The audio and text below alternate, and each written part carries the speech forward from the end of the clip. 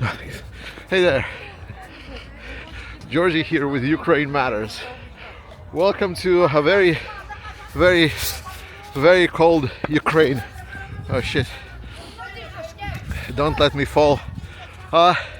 Guys, I made it to Ukraine and it's very freaking cold. It is. I don't know why I decided that going at the coldest time of the year would be a good idea, but here we are. So what can I tell you? There are a couple of things that I really observed and noted about Ukraine that I want to talk about. The first is that I noticed that a lot of people think that as soon as you kind of come into Ukraine, then you would just see rubble everywhere, that everything is just destroyed and it's completely unlivable. It's obviously very far from the truth. But another thing that I also noticed that was right away very obvious is as you arrive into Ukraine, you start seeing a lot of buildings being constructed. So an important thing for us all to think about when we're discussing Ukraine in, for example, how much Russia is dealing damage to Ukraine and what they're destroying, is something that we're not considering is how much Ukraine is rebuilding.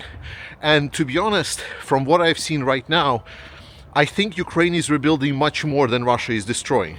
I know Russia has destroyed many settlements and even some towns, but we already talked about the fact that Russia is advancing pretty slow.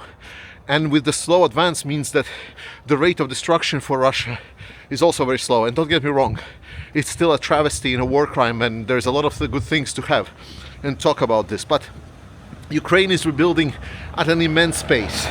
And no matter how many missiles Russia is going to send Ukraine way, it's still not going to even overcome closely how fast Ukraine is rebuilding and how much infrastructure and businesses are being built right now here in Ukraine, because the amount of them you see just coming into the country is immense.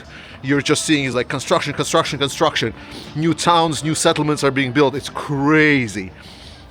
That is thing number one.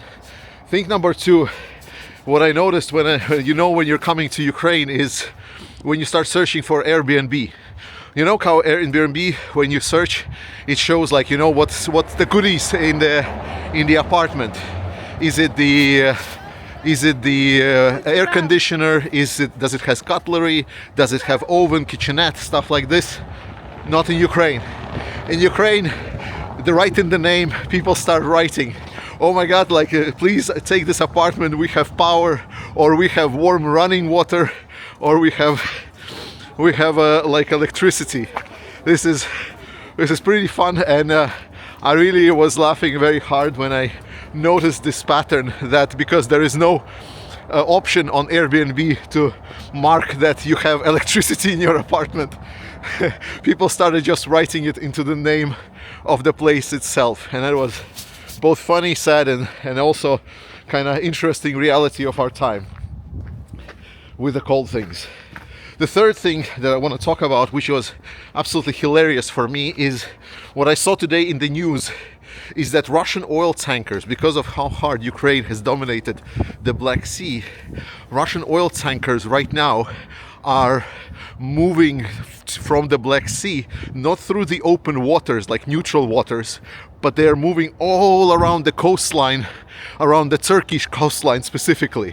So Russia is so incredibly screwed in the Black Sea that they're literally using NATO countries' water just so they can evade Ukrainian drones. I think this tells you everything that you need to know about how things are going for Russia. So it's pretty cool what we're hearing and seeing here in Ukraine. I will be reporting on a lot of things. I have a lot of really great stuff to tell you guys. Continue supporting Ukraine. Look out for more videos. I love you. Slava Ukraini, and I will see you next time.